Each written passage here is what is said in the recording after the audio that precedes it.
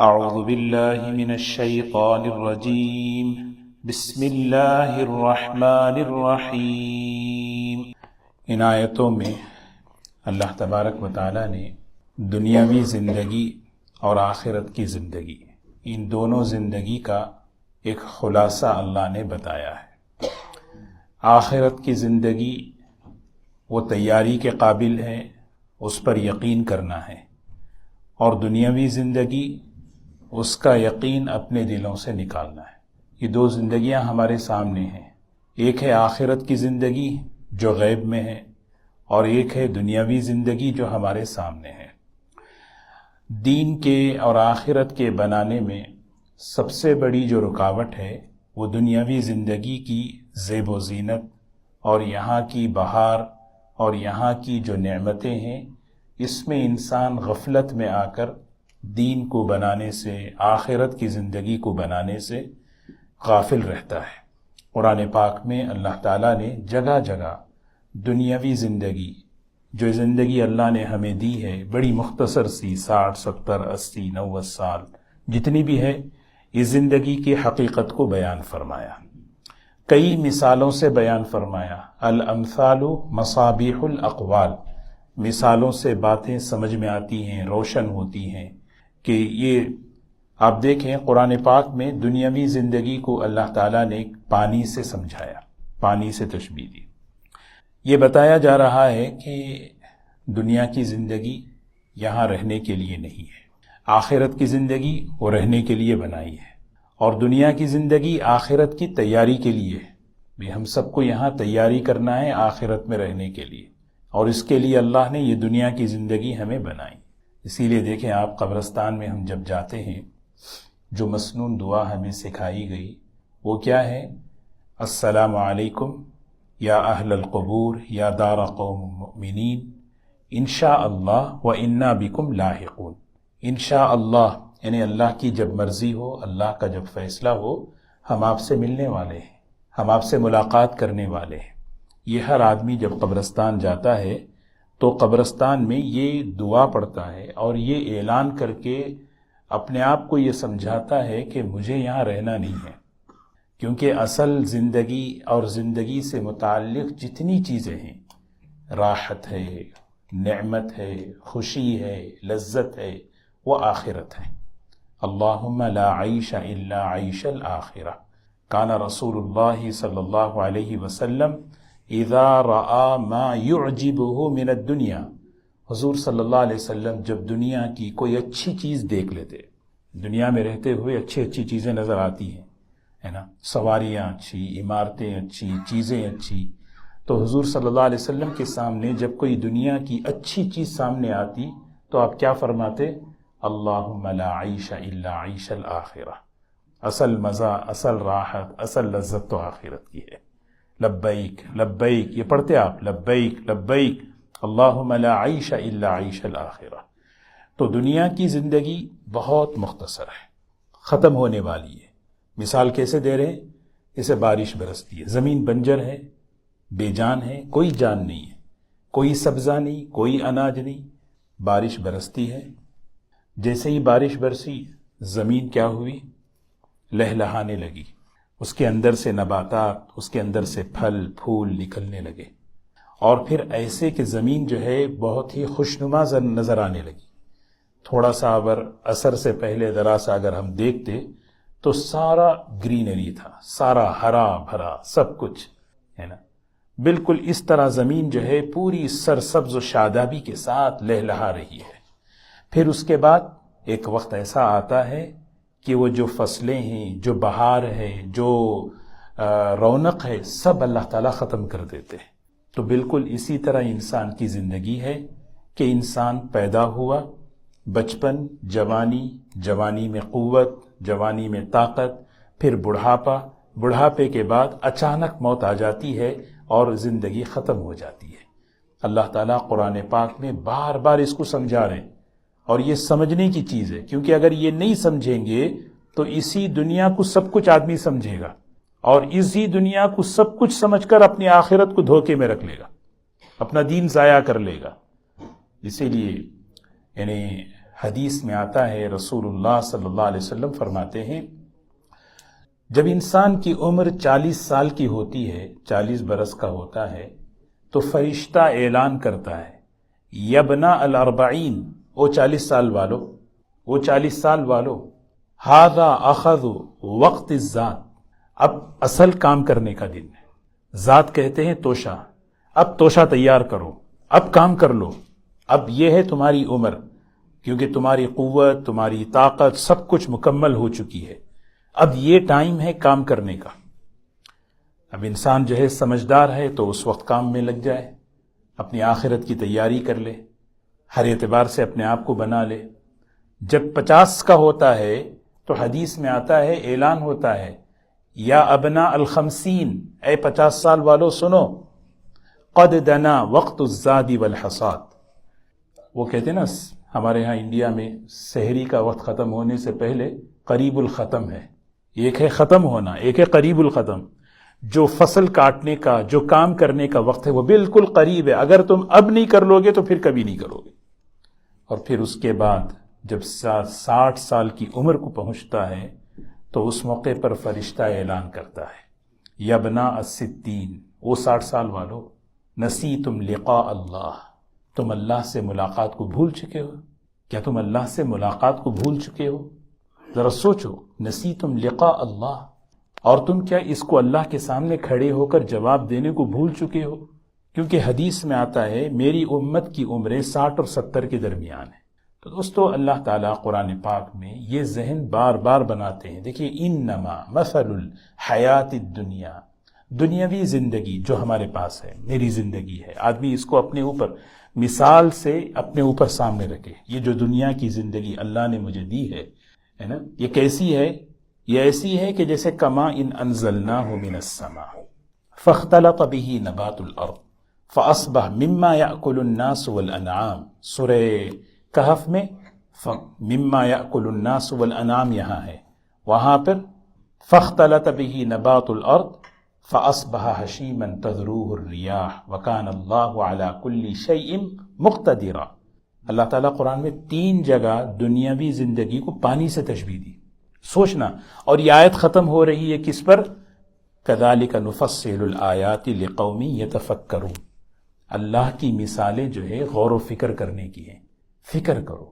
جب آدمی فکر کرتا ہے، غور کرتا ہے کہ میری زندگی کیسے ختم ہو رہی ہے، آسمان سے پانی برسا اور وہ زمین پر برسا، اور فاختلط به نبات الارض، وہ زمین سے جب وہ مل گیا وہ پانی، جس کی وجہ سے کھانے پینے کی، انسان کی، جانوروں کے کھانے پینے کی چیزیں وہ نکلنے لگی، پانی نکلنے لگا۔ جیسے ہی پانی نباتات نکلنے لگے، بہترین قسم کے کھانے نکلنے لگے، اور جس کی وجہ سے زمین بہترین سرسبز و شاداب نظر آنے لگی۔ پھر اس کے بعد کیا ہے؟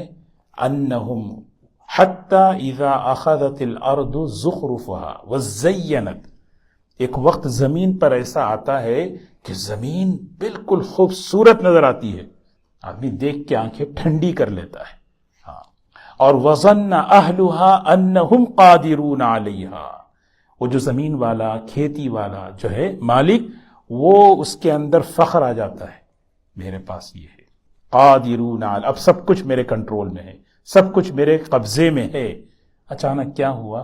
اتاہا امرنا لیلا او نہارا، اچانک اللہ کا حکم رات میں بھی دن میں بھی آتا ہے، کبھی رات میں آیا کبھی دن میں آیا۔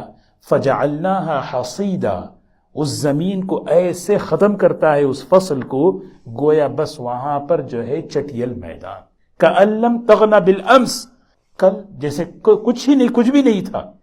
اس طرح جو ہے اللہ مثال دے رہے ہیں، ہماری کوئی حیثیت نہیں تھی، ہمارا وجود نہیں تھا، اللہ نے ہمیں زندگی دی، اللہ نے ہمیں زندگی دی۔ ایک مما مہین، اللہ تعالیٰ نے ایک پانی سے ہمیں پیدا کیا، اور پیدا کر کے اللہ تعالیٰ نے ہمیں کیا کیا؟ بچپن، پھر جوانی، قوت دی۔ اور انسان جب قوت میں آتا ہے، طاقت میں آتا ہے، تو پھر کیا ہے؟ اس موقع پر آدمی سمجھتا ہے یہ میں ہمیشہ رہوں گا جوان، ہمیشہ یہ زندگی رہے گی، ہمیشہ میں طاقتور رہوں گا۔ آدمی دھوکے میں آتا ہے، سب مریں گے میں نہیں مروں گا، سب بیمار ہوں گے میں نہیں بیمار ہوں گا، سب کو کمزوری آئے گی، مجھے نہیں آئے گی. ہاں لیکن ہوتا کیا ہے، اچانک اتاہا امرنا لیلا او نہارا، اللہ کی طرف سے حکم شروع ہوتا ہے. ہاں کبھی موت کا، کبھی بیماری کا، کبھی کمزوری کا. ایسے کمزوری اللہ آدمی اس کمزوری کو روکنا چاہے روک نہیں سکتا، اس کمزوری کو روکنا چاہے، چہرے کی جھریوں کو روک نہیں سکتا.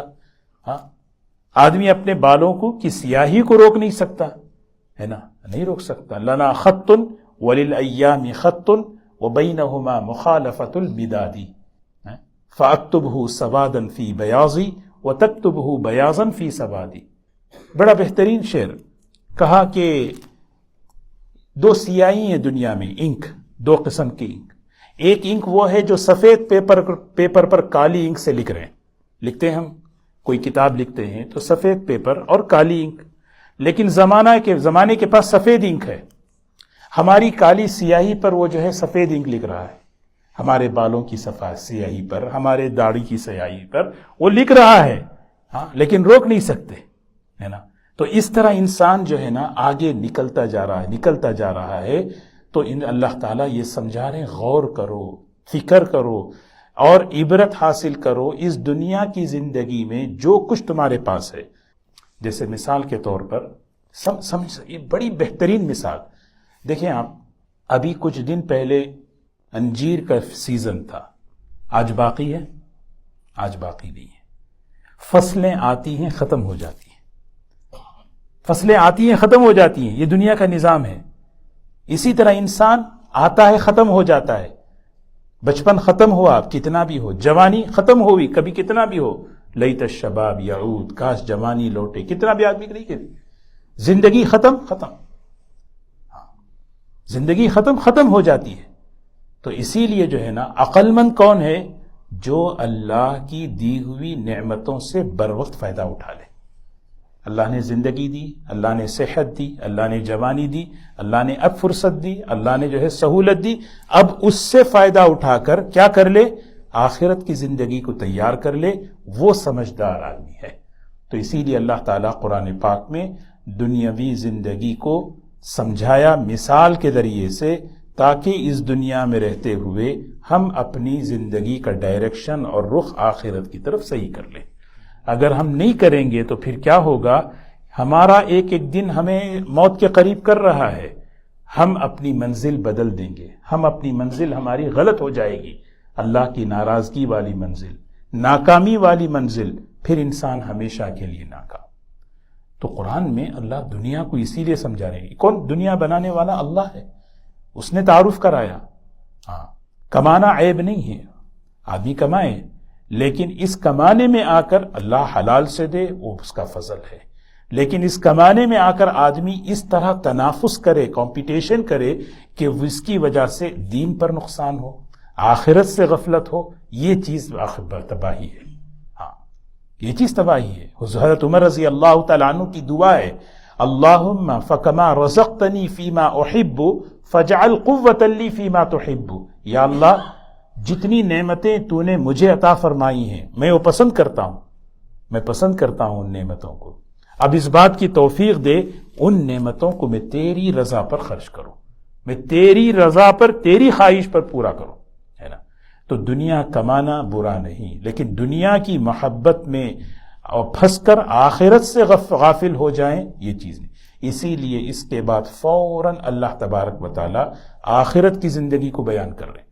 سمجھ گئے دنیا کی زندگی، اس کی مثال روزانہ ہم دیکھتے ہیں کیسے بارش برستی ہے، زمین بنتی ہے، فصلیں بنتی ہیں، کیسے فصلیں ختم ہو جاتی ہیں.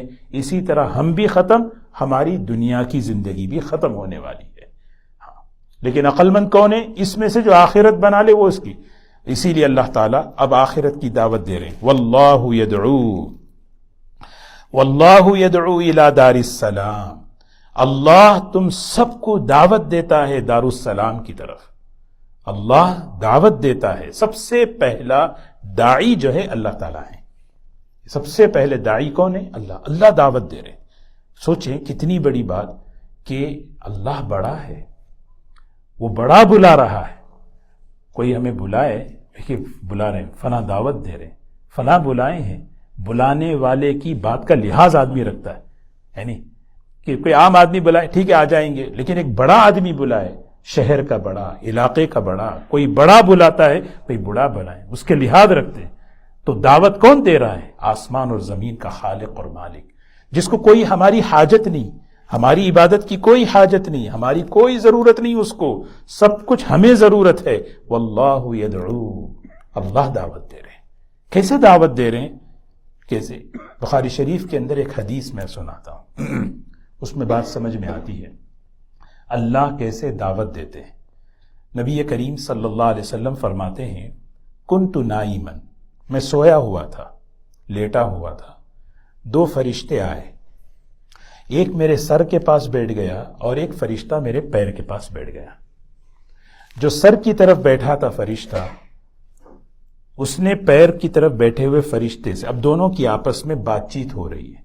اب وہ یہ کہہ رہا ہے کہ ان کی مثال بیان کرو، یہ جو سوئے ہوئے ہیں ان کی مثال بیان کرو۔ تو وہ فرشتہ کہتا ہے یہ تو سوئے ہوئے ہیں۔ تو پھر وہ سراہنے والا فرشتہ کہتا ہے ان کا دل جاگ رہا ہے، آنکھیں سوئی ہوئی ہیں۔ اسی سے علماء نے کہا ہے کہ نبی کا خواب وحی ہوتا ہے، نبی کا خواب وحی ہوتا ہے، نبی کی نیند وضو کو نہیں توڑتی۔ ہاں، نبی کا خواب وحی ہوتا ہے، یعنی کہ یہ تو دل سویا، دل جاگ رہا ہے، تم ان کی بات بیان کرو، یہ سمجھ رہے ہیں۔ اچھا، اب انہوں نے مثال بیان کی۔ اب مثال کیا بیان کی کہ ایک سردار ہے، اس نے ایک محل تیار کیا، اس محل کے اندر بہترین قسم کی نعمتیں اس نے بنائی، بہترین قسم کے کھانے پینے کی ہر طرح کی نعمتیں اس نے بنائی، اور دسترخوان اس نے شاہی دسترخوان تیار کیا، اور ایک داعی کو بلایا، بلانے والے کو، جاؤ ان نعمتوں کا تعارف کراؤ اور میرا بھی تعارف کراؤ، اور ان لوگوں کو بلاؤ جن لوگوں نے فمن اجابت داعی دخلت دار، جنہوں نے اس داعی کی دعوت کو قبول کیا وہ اس میں آ گئے، اور جنہوں نے قبول نہیں کیا وہ اس میں نہیں آئے۔ تو فرشتہ یہ سننے کے بعد کہنے لگے مجھے سمجھ میں نہیں آیا، اس کو ایکسپلین کرو، اس کو سمجھاؤ۔ اور تو وہ فرشتہ کہتا ہے السید هو اللہ، سردار اللہ ہے۔ سردار کون ہے؟ بندار، جس نے ایک محل بنایا، وہ محل جنت ہے۔ وہ محل کیا ہے؟ جنت ہے۔ جنت کی نعمتیں، جنت کی جتنی نعمتیں ہیں وہ کیا ہیں؟ وہ اللہ کی قدرت کا مظہر ہیں، اللہ کی رحمت کا مظہر ہیں، اللہ کے فضل کا مظہر ہے، ہمارے عمل کا بدلہ نہیں ہے۔ جنت کی ساری نعمتیں، جنت کی نعمتیں اللہ نے جو بنائی اور اس کے فضل کا، اس کی رحمت کا، اس کی قدرت کا مظہر ہے۔ تو اللہ نے ایسی نعمتیں بنائی، ہم سوچ نہیں سکتے وہ نعمتیں۔ ہم کہتے ہیں نا انار ہے، جنت میں انار ہے، جنت میں شہد ہے، نام ایک ہے، حقیقت زمین آسمان کا فرق ہے۔ کوئی مقابلہ ہی نہیں ہے وہاں کے انار کا یہاں کے انار سے، کوئی مقابلہ ہی نہیں ہے وہاں کے دودھ کا یہاں کے دودھ سے۔ سمجھنے کے لیے بھئی یہاں دودھ ہے وہاں بھی دودھ ہے، لیکن ایسی نعمتیں، جنت کی نعمتوں کو استعمال کرنے کے قابل بنایا جائے گا۔ اس لیے بوڑھا جنت کی نعمتوں کو استعمال نہیں کر سکتا، اس کو جوان بنائیں گے، 33 سال کا نوجوان بنا کر اس کو اللہ جنت میں داخل کریں گے، اور جنت کی نعمتوں کے استعمال کا وہ قابل بنے گا۔ تو سید اللہ ہیں۔ سید کون ہے؟ اللہ ہے۔ اور وجعل فیہ المأدبہ، الدار محل ہے، مادوبہ کہتے ہیں عربی میں دسترخوان کو۔ اللہ نے جنت میں دسترخوان، نعمتیں، مستقل نعمت۔ اور داعی کون ہے؟ اللہ کے رسول صلی اللہ علیہ وسلم، یہ ہے اصل۔ تو واللہ یدعو، اللہ دعوت دیتے ہیں، قرآن پاک اللہ دعوت دیتے ہیں نبیوں کے ذریعے، اللہ دعوت دیتے ہیں۔ انبیاء علیہ السلام مؤذن جو بلا رہے ہیں وہ اصل مؤذن نہیں، وہ کون بلا رہے؟ اللہ بلا رہے، وہ اللہ کی طرف سے نمائندہ بن کر حی علی الصلاح، حی علی الفلاح، آؤ نماز کی طرف، آؤ کامیابی کی طرف۔ ایک مسلمان کھڑے ہو کر دین کی بات بتا رہا ہے، وہ اصل میں داعی ہے، وہ اللہ کی طرف سے نمائندہ بن کر، بھئی کہ اللہ کی طرف۔ اسی لیے اللہ تعالیٰ اس دعوت کے لیے نبیوں کو اللہ منتخب کرتے ہیں، اور حضور صلی اللہ علیہ وسلم پر نبوت کو مکمل فرما دیا۔ لیکن دعوت کے ساتھ ہدایت ہے، اسی لیے فوراً دوسرا جملہ دیکھیے، واللہ یدعو الی دار السلام، اللہ سلامتی کے گھر کی طرف دعوت دیتے ہیں، ویہدی من یشاء الی صراط مستقیم، اور جس کو چاہتے ہیں اللہ ہدایت دیتے ہیں سیدھے راستے کی۔ تو دعوت سے ہدایت وجود میں آتی ہے، اسی لیے اللہ تعالیٰ، نبوت تو ختم ہو چکی، ہم سب کو اللہ نے کیا بنایا؟ ہر اعتبار سے ہم دین کے داعی ہیں۔ ہم اپنے گھروں میں اپنے بچوں کو، اپنے دوستوں کو، اپنے ساتھیوں کو اپنے اپنے انداز سے اللہ کی طرف، اللہ کے دین کی طرف بلاتے رہنا، اس پر اللہ کی طرف سے ہمیں بڑا اجر، بڑا بہترین انعام اللہ کی طرف سے۔ تو فرمایا واللہ یدعو، اللہ دعوت دے رہے ہیں، کہاں؟ کس کی طرف؟ دار السلام۔ گھر کا نام نہیں رکھنا چاہیے، ہاں، دار السلام۔ جنت کے جو نام ہیں، جنت عدن، جنت فردوس، جنت الماوا، اس میں ایک نام ہے دار السلام۔ تو مسجد کا نام رکھ سکتے ہیں، ہاں، لیکن گھر میں دار السلام نہیں، کیونکہ یہ فنا ہونے والا ہے۔ ہمارا جو گھر ہے، دار السلام بھی نام رکھ لو، وہ ختم ہونے والا ہے۔ دار السلام کبھی ختم نہیں ہوگا، وہ اللہ نے بنائے۔ اب دار السلام کو دار السلام کیوں کہتے ہیں؟ دیکھیے، اس سے پہلی آیت میں دنیا بتائی، دنیا کی ہر نعمت کے ساتھ دو چیزیں جڑی ہوئی ہیں، یا تو نعمت ختم ہوگی یا نعمت والا ختم ہو جائے گا، یا تو نعمت ختم ہوگی یا نعمت کے استعمال کرنے والا ختم، دو میں سے ایک یہ لگا ہی ہے نا، یا تو نعمت چھوٹنے والی ہے یا نعمت۔ لیکن جنت کی جتنی نعمتیں، صحت ہے، عمر ہے، جوانی ہے، ہر چیز کے سلامتی ہے۔ وہاں پہ فنا، سلامتی کا مطلب، سلام کا مطلب فنا سے پاک، ختم ہونے سے پاک، یا ایسی نعمت وہاں اللہ۔ جوانی ملے گی بس ہمیشہ کے لیے جوان، صحت ملے گی ہمیشہ کے لیے صحت، جو نعمت وہاں اللہ دیں گے وہ ہمیشہ کے لیے۔ اسی لیے اللہ دنیا میں ان نعمتوں کے تعارف کے لیے سب نام رکھیں۔ یہ فصلیں آ رہی ہیں، جا رہی ہیں، بھاگ رہی ہیں، ابھی تو جوانی آئی چلے گی، وہ آج کل بہت جلدی جا رہی ہے نا۔ تو یہ جو ختم ہو رہی ہے، آدمی سوچے بھئی ایک جوانی وہاں ملنے والی ہے، ایک صحت وہاں ملنے والی ہے، ایک زندگی وہاں ملنے والی ہے جو ہمیشہ کے لیے ہے۔ تو واللہ یدعو، اور ایک روایت میں بڑی بہترین بات آئی ہے، سبحان اللہ، جنتی جب جنت میں کسی چیز کا سوال، کسی چیز کی خواہش ہوگی نا، تو صرف ایک چیز کہے گا، السلام السلام السلام۔ وہ چیز بس وہ سوچے گا، اللہ اس کے سامنے۔ اور جنتی دار السلام کو ایک سلام، دار السلام کہنے کی وجہ خواہ صرف سلام ہی سلام ہے، سلام قولا من رب الرحیم۔ فرشتے سلام کریں گے، اللہ سلام کریں گے، جنتی آپس میں سلام کرتے رہیں گے۔ جب اللہ تعالیٰ سے کوئی پوچھیں گے، اللہم انت السلام منک السلام، تو سلامتی ہی سلامتی ہے۔ واللہ یدعو الی دار السلام، اللہ تمہیں دعوت دیتا ہے سلامتی کے گھر کی طرف۔ یہ گھر کون سا ہے؟ یہ گھر فنا، دار الفنا ہے، یہ دار البقا نہیں ہے، یہ دار السلام نہیں ہے۔ ہاں، دیکھیں کیسے زندگیاں ختم ہو رہی، کیسے چلے جا رہے ہیں۔ ہاں، آدمی کو اس کا احساس ہو۔ اور آخرت دار السلام ہے، ہمیشہ رہنے والی چیز۔ واللہ یہدی من یشاء الی صراط مستقیم، اور اللہ جسے چاہتا ہے، کسے چاہتا ہے؟ جس کے دل میں طلب ہوتی ہے، جو محنت کرتا ہے، جس کے اندر فکر ہوتی ہے، اللہ اسے راستہ دیتے ہدایت کے لیے۔ اور جب ہدایت ملتی ہے تو کیا ہوتا ہے؟ جب کوئی انسان ہدایت کے راستے پر چلتا ہے تو اسے کیا ملتا ہے؟ آگے آیت میں فرمایا، للذین احسنوا الحسنى وزیادہ ولا يرهق وجوههم قتر ولا ذلہ اولئک اصحاب الجنہ هم فیہا خالدون۔ کیسی بشارت والی، کیسی خوشخبری والی آیت دیکھیں۔ آدمی سنے تو بس اندر سے سبحان اللہ، امید ہی امید، یعنی اندر سے ایک ہوپ، امید۔ اللہ اکبر۔ للذین احسنوا الحسنى، ان لوگوں کے لیے حسنہ ہے۔ حسنہ عربی میں جنت کو کہتے ہیں، بہترین ٹھکانہ ہے۔ کن لوگوں کے لیے؟ احسنوا، جنہوں نے دنیا کی زندگی میں اچھے کام کیے۔ ہر نیک کام اچھا ہوتا ہے، لیکن اس کو اچھے طریقے سے کرنے کے لیے احسن فرمایا۔ نماز اچھی چیز ہے، اچھا عمل ہے، لیکن اللہ تعالیٰ نے نماز کو حسن کیوں فرمایا؟ اس نماز کو اچھے طریقے سے پڑھو۔ قرآن بہت بڑی نیک عمل ہے. نیکی کو کیسے کرنا؟ اچھے طریقے سے کرنا. فرمایا للذین احسنوا، ان لوگوں کے لیے جو لوگ نیکی کا کام کرتے ہیں، الحسنى، ان کے لیے کیا ہے؟ جنت ہے. اور آگے فرمایا وزیادہ، وزیادہ، اور مزید اللہ کی طرف سے انعام ہے. یہ آیت حضور اکرم صلی اللہ علیہ وسلم تلاوت فرما رہے تھے. حضرت صہیب رضی اللہ تعالیٰ عنہ راوی ہیں، فرماتے ہیں اس آیت کی تلاوت پر حضور صلی اللہ علیہ وسلم رک گئے. فرمایا صہیب جانتے ہو یہ کیا ہے؟ زیادہ کیا ہے؟ زیادہ ہمارے اردو میں بھی زیادہ ہے، ہاں مزید، وہی عربی میں زیادہ ہے. یہ زیادہ کیا ہے؟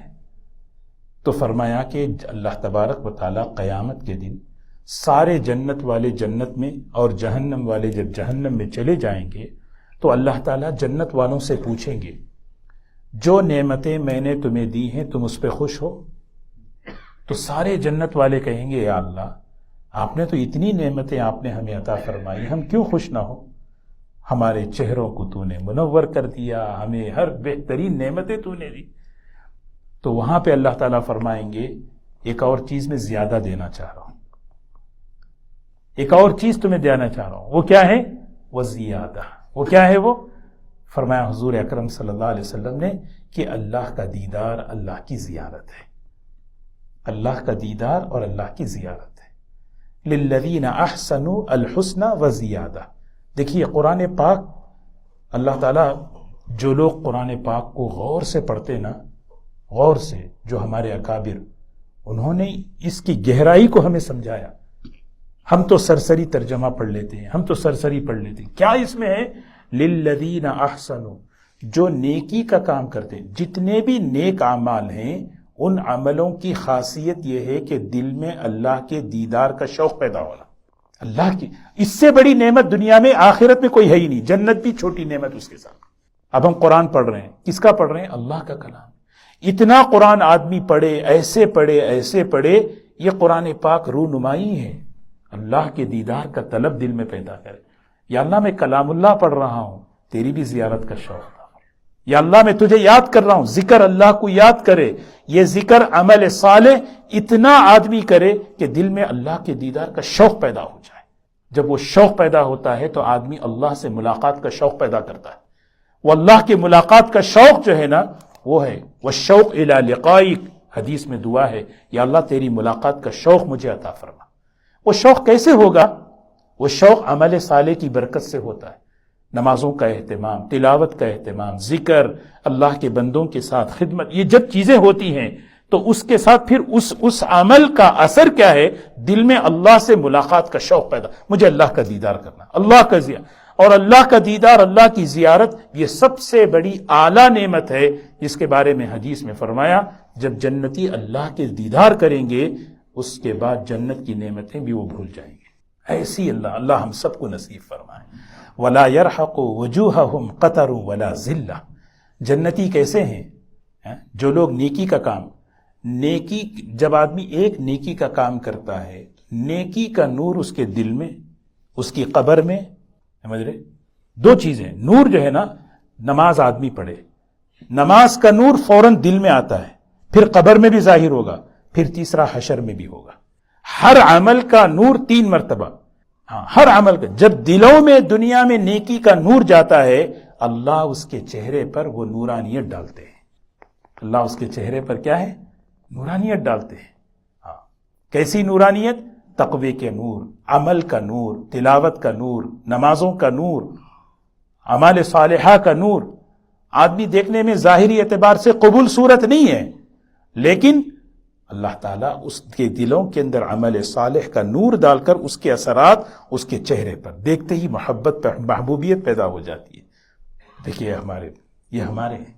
وَلَا يَرْحَقُ، یہی فرمایا ان کے چہروں پر سیاہی نہیں ہوگی، ان کے چہروں پر ذلت نہیں ہوگی، کیونکہ نیکیاں، تنہائی کی نیکیاں ان کے چہروں پر، اس کا نور ان کے چہروں پر ہوگا، تنہائیوں کا نہیں. يَتَلَأْلَأُ وَجْهَهُ فِي النَّهَارِ، حدیث میں آتا ہے رات کی تنہائی میں جو اللہ کو یاد کر کے روتا ہے، يَتَلَأْلَأُ وَجْهَهُ فِي النَّهَارِ، دن میں اس کے چہرے پر اللہ نور ڈالتے ہیں دل میں. وَلَا يَرْحَقُ وُجُوهَهُمْ قَطَرٌ، ذلت نہیں، رسوائی نہیں۔ عمر ابن عبدالعزیز رحمۃ اللہ علیہ کی ایک دعا ہے، اللہم اعزنی بطاعتک ولا تذلنی بمعصیتک، یا اللہ عزت دے تیری اطاعت کے ذریعے، ذلیل نہ فرما تیری نافرمانی کے ذریعے۔ ساری ذلتیں نافرمانی میں، گناہوں میں ہیں۔ گناہ کی تاثیر کیا ہے؟ گناہ کی تاثیر دل میں ظلمت پیدا کرتی ہے۔ آدمی جب گناہ پہ جم جاتا ہے، کتنا بھی کیسا ہو، اس کے چہرے پر وہ گناہ کی جو ہے نحوست چھا جاتی ہے۔ اگلی آیت میں وہی بیان فرمایا۔ اسی لیے سلف صالحین جب وضو کرتے تھے تو ایک دعا پڑھتے تھے، اللہم بیض وجہی یوم تبیض وجوہ اولیائک ولا تسود وجہی یوم تسود وجوہ اعدائک، یا اللہ میرے چہرے کو نورانی بنا جس دن کے قیامت کے دن تیرے بندوں کے چہرے نورانی ہوں گے۔ وجوہ یومئذ مسفرہ ضاحکۃ مستبشرہ، اے اللہ میرے چہرے کو سیاہ نہ فرما جس دن کے قیامت کے دن تیرے نافرمان بندوں کے چہروں پہ سیاہی ہوگی۔ ولا يرهق وجوہہم قطر ولا ذلہ، اسی لیے آدمی گناہ ہو جانا یہ انسان کی فطرت ہے، لیکن گناہ پہ جمنا یہ اچھی چیز نہیں ہے۔ فوراً آدمی اللہ سے توبہ کر لے، گناہ سے بچ۔ جب بھی کوئی آدمی گناہ کرے، جب بھی کوئی آدمی گناہ کرے، ایک چیز سوچے، بڑے بڑے جتنے کبائر گناہ ہیں نافرمان قوموں کی میراث ہے۔ نافرمان قوم جتنے بھی گزرے ہیں، قوم نوح سے لے کر قوم شعیب، قوم لوط، یہ جتنے کبائر ہیں نا، یہ ان کی وراثت میں سے ہے۔ اور جتنی نیکیاں ہیں، ہر نیکی کسی نہ کبھی کی نبی کی میراث ہے۔ جب آدمی کوئی نیک کام کرتا ہے، گویا یوں سمجھیں کہ اس کو حضور صلی اللہ علیہ وسلم کی معیت روحانی مل رہی ہے۔ سنت ہے نا، سنت بڑی نعمت ہے۔ ہمارے قریبی دور میں ایک بڑے اللہ والے گزرے ہیں، حضرت مولانا شاہ ابرار الحق صاحب رحمۃ اللہ علیہ، بڑی عجیب بات فرماتے ہیں، سنت اسہل ہے، اجمل ہے، اکمل ہے۔ سنت کیا ہے؟ اسہل ہے، اجمل ہے، اکمل ہے۔ کیا مطلب؟ سنت اجمل ہے، کائنات کا سب سے خوبصورت طریقہ اگر کوئی ہے تو وہ سنت ہے، اس سے خوبصورت طریقہ ہو ہی نہیں سکتی، یہ یقین ہونا چاہیے۔ محمد الرسول اللہ کا مطلب یہی ہے۔ اس سے خوبصورت طریقہ کائنات کے اندر اللہ دیا ہی نہیں کسی کو، جو طریقہ اللہ نے حضور صلی اللہ علیہ وسلم کو دیا ہے۔ اجمل ہے، اسہل ہے، ہر سنت آسان ہے۔ پرابلم مسائل ہمارے اپنی طرف کی رواجوں میں ہے۔ اسہل ہے، اور تیسری چیز اکمل ہے۔ جب آدمی سنت پر چلتا ہے وہ دین مکمل کر رہا ہے، وہ دین کامل دین اختیار کر رہا ہے، کیونکہ ہر طریقہ مکمل سنت طریقے پر۔ تو اللہ تعالیٰ فرما رہے ہیں وَلَا يَرْحَقُ وُجُوهَهُمْ قَطَرٌ وَلَا ذِلَّةٌ، کہ ان کے چہروں پہ سیاہی نہیں ہے، ان کے چہروں پہ ذلت نہیں ہے۔ اولئک اصحاب الجنہ، یہ جنتی ہیں، ہمیشہ اس میں رہیں گے۔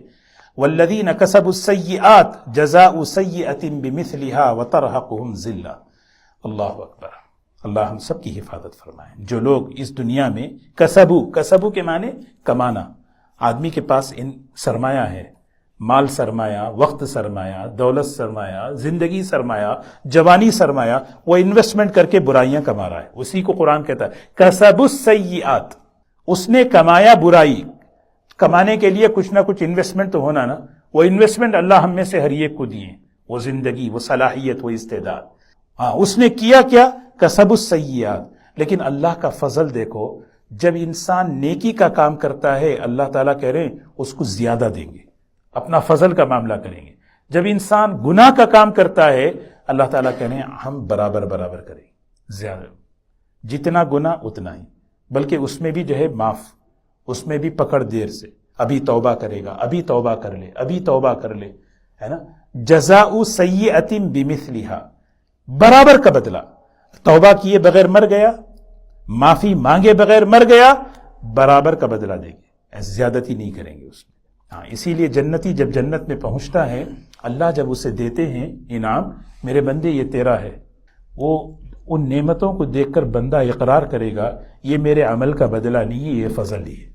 وہ اقرار کر لے گا یہ اتنا تو میں نے کبھی کیا ہی نہیں، اتنا تو میں نے کیا نہیں، یہ صرف اللہ کا فضل ہے جو اتنا دے رہے، کیونکہ وَكَانَ سَعْيُكُمْ مَشْكُورًا، اللہ بڑے قدردان ہیں۔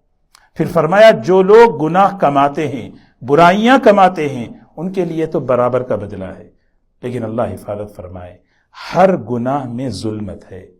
آدمی گناہ کرتا ہے، بدلہ تو قیامت میں ہے، لیکن اس کا اثر کیا ہے؟ ظلمت ہے۔ وہ ظلمت دلوں پہ آتی ہے تو اس کے اثرات چہروں پہ پڑتے ہیں۔ اسی کو فرمایا وَتَرْهَقُهُمْ ذِلَّةٌ، ذلت ان پہ چھا جاتی ہے۔ کیسے چھاتی ہے؟ كَأَنَّمَا أُغْشِيَتْ وُجُوهُهُمْ قِطَعًا مِنَ اللَّيْلِ مُظْلِمًا، رات کی تاریکیاں ہیں نا، رات کی، مغرب کے وقت رات، عشاء کے وقت رات، اب 3 بجے کی رات کیسی ہوتی ہے؟ اندھیریاں بڑھتی جاتی ہیں۔ یہ اندھیریوں کے جو ٹکڑے ہیں، جو سخت قسم کے اندھیرا پن ہے، وہ جب آتی ہے تو کیسے تاریکی چھا جاتی ہے۔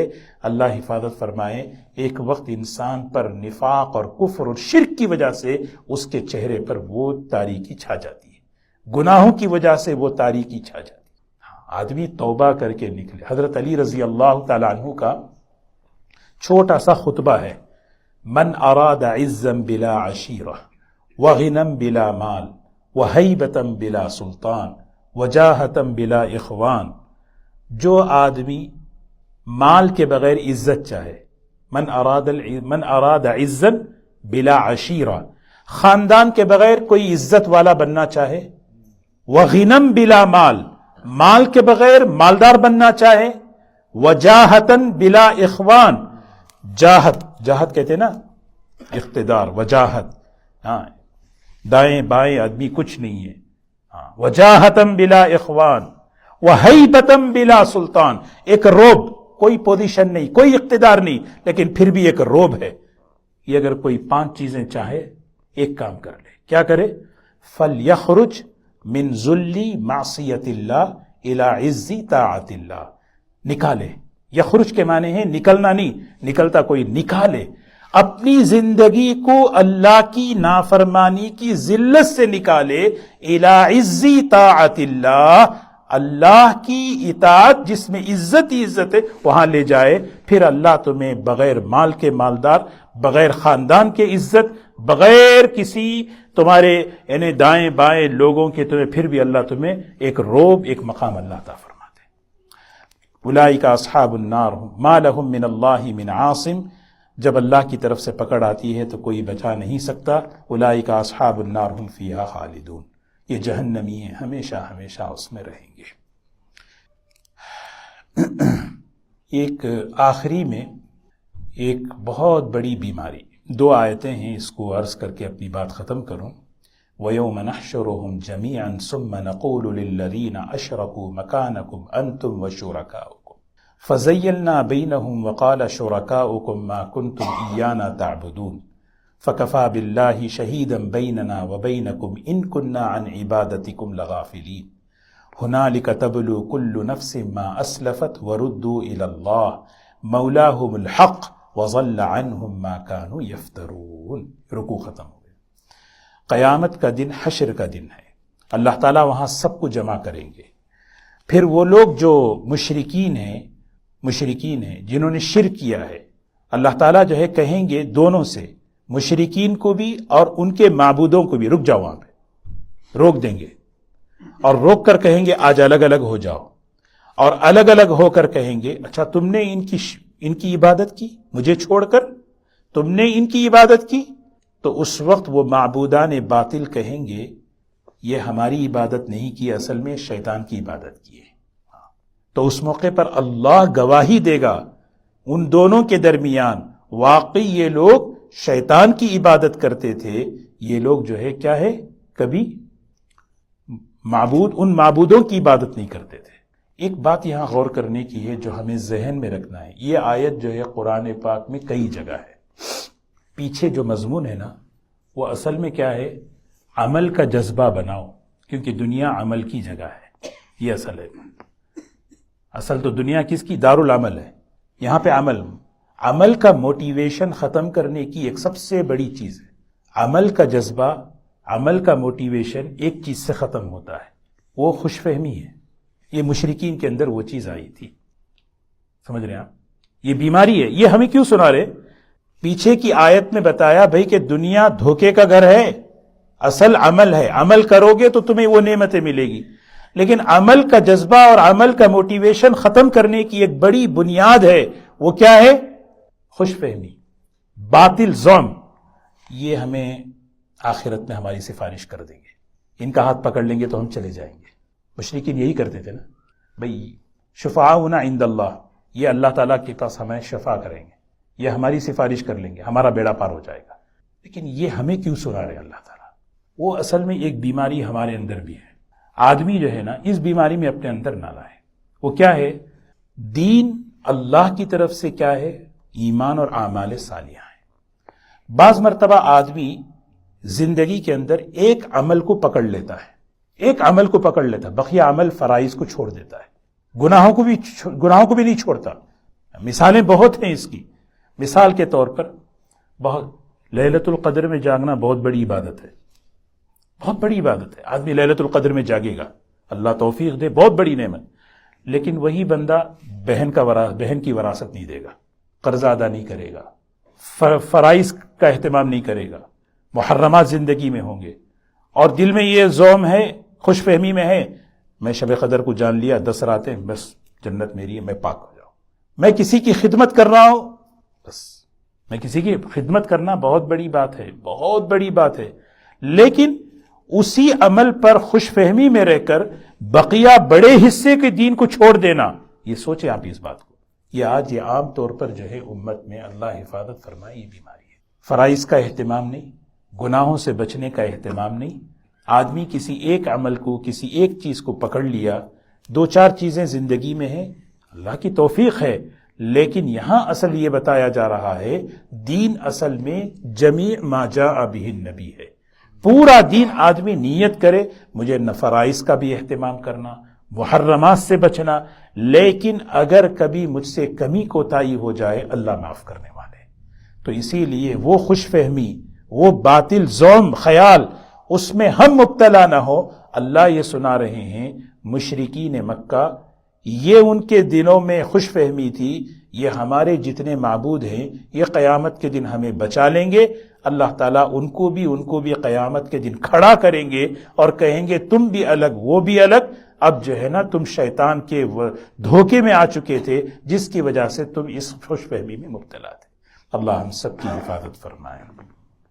بہرکیف آج کے جو آیتیں تھیں اس میں جو ہے دنیاوی زندگی کو اللہ نے سمجھایا کہ دیکھو دنیا کی جو زندگی ہے اللہ کی ایک بہت بڑی نعمت ہے، یہاں ہمیشہ رہنے کے لیے نہیں بنائی گئی، آخرت کی تیاری کے لیے، اللہ کی نعمتوں کو استعمال کرنے کے لیے اللہ نے یہ دنیا کی زندگی بنائی ہے.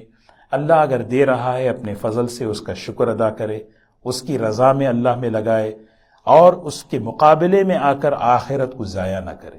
اصل چیز کیا ہے؟ آخرت کی زندگی ہے. اس رخ کو سامنے رکھ کر آدمی چلے، یہ سب سے بڑی بات. وہ سلامتی کا گھر ہے، مطلب یہ ہے وہاں کی ہر نعمت سلامتی، ہمیشہ باقی رہنے والی، فنا سے تب پاک، بالکل پاک، ہر نعمت ہمیشہ. یہ سوچنا ہے انشاءاللہ. ہاں یہاں حالات ہیں لیکن وہاں حالات سے پاک، وہاں ہمیشہ خوشی ہے، وہاں ہمیشہ صحت ہے، وہاں میں یہاں حالات آتے ہیں جاتے ہیں، آتے ہیں جاتے ہیں، ہمیں حکم پورا کرنا ہے. رات ہے دن ہے، گرمی سردی، یہ آتے جاتے رہتے، دنیا کی خصوصیت ہے. جو آدمی اس کو سامنے رکھ کر چلے گا اس کے لیے عزت ہی عزت ہے، اس کے لیے آخرت بھی عزت ہے. اور جو اس چیز کو بھول کر اللہ نے جو سرمایہ دیا زندگی کا، اس کو اگر نافرمانی میں لگا کر اگر چلائے تو پھر کیا ہوگا؟ وہ ہمیشہ ہمیشہ کی ذلت میں آئے گا. اللہ ہم سب کی حفاظت فرمائے.